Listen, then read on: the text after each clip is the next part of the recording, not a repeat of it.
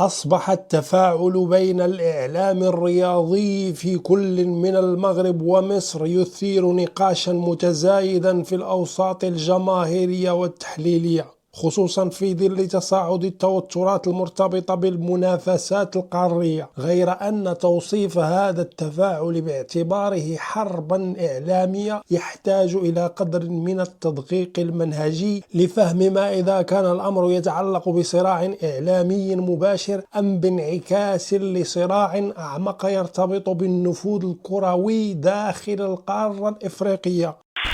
تهدف هذه الحلقة إلى تفكيك هذا الإشكال من خلال تحليل أنماط الخطاب الإعلامي في البلدين ورصد آليات الرد والتأثير وصولا إلى تحديد الطبيعة الحقيقية لهذا التوتر.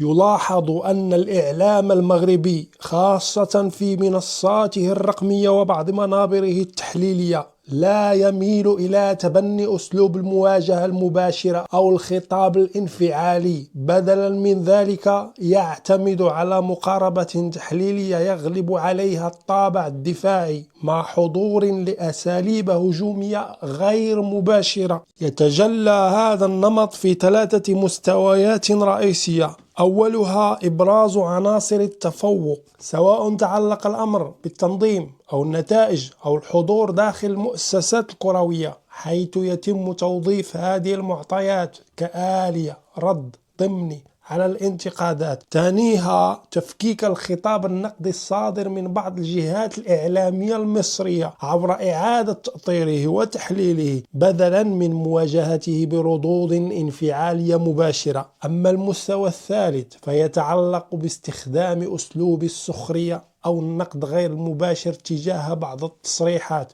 خصوصا عندما تعتبر غير مؤسسة أو مبالغا فيها. في هذا السياق تعد مسألة الشرعية القانونية من أبرز الأدوات التي يوظفها الإعلام المغربي. ففي القضايا الخلافية يتم التركيز على أن النتائج أو القرارات تستند إلى أطر قانونية وتنظيمية، بما يمنح الخطاب الإعلامي بعدا تبريريا قائما على المرجعية القانونية بدل العاطفية. إلى جانب ذلك يشكل ما يمكن تسميته بتفوق الصورة عنصرا مهما في هذا الخطاب، حيث تستخدم الإنجازات الرياضية والتنظيمية كوسيلة رد غير مباشر تعزز الموقف المغربي دون الحاجة إلى تصعيد إعلامي. ورغم وجود مظاهر توتر واضحة في بعض المعطيات الإعلامية، إلا أن توصيفها كحرب إعلامية بالمعنى التقليدي يظل غير دقيق، فالمعطيات المتاحة تشير إلى أن الأمر يتعلق بشكل أساسي بما يمكن وصفه بحرب نفوذ تتجلى في المجال الإعلامي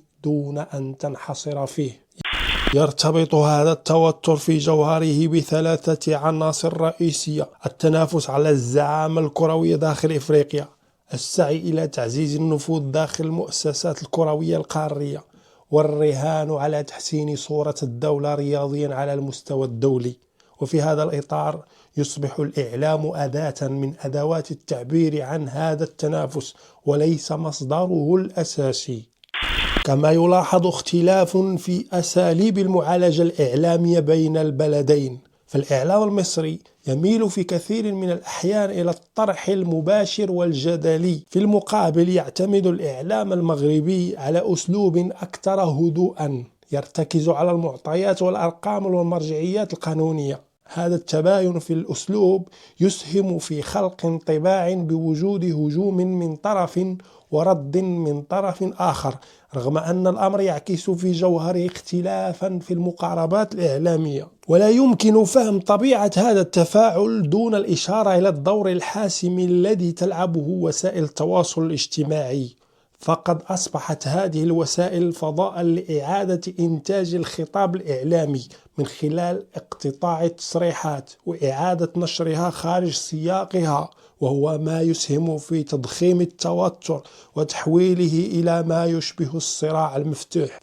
في هذا السياق لا يقتصر دور هذه المنصات على نقل الخطاب، بل يتعداه إلى إعادة تشكيله بما يتناسب مع منطق التفاعل الرقمي القائم على الإثارة وجذب الانتباه وهو ما يؤدي إلى تضخيم الخلافات الجزئية وتحويلها إلى قضايا رأي عام. ومن الضروري التأكيد على أن الإعلام في كل من المغرب ومصر لا يمثل كتلة موحدة ذات توجه واحد، بل هو مجال متعدد الفاعلين تتباين فيه الخطابات والمواقف بحسب الخلفيات المهنية والمؤسساتية، وأحيانا بحسب منطق البحث عن التفاعل الجماهيري. وعليه فإن تعميم موقف معين على مجمل الإعلام في أحد البلدين يعد تبسيطا مخلا يغفل التعقيد البنيوي لهذا المجال.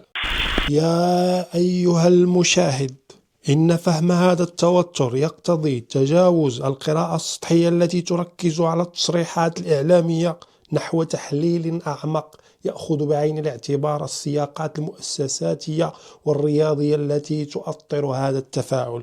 وفي نهاية المطاف يبقى الإعلام مجرد أداة ضمن منظومة أوسع من التنافس تتداخل فيها الأبعاد الرياضية والسياسية والرمزية.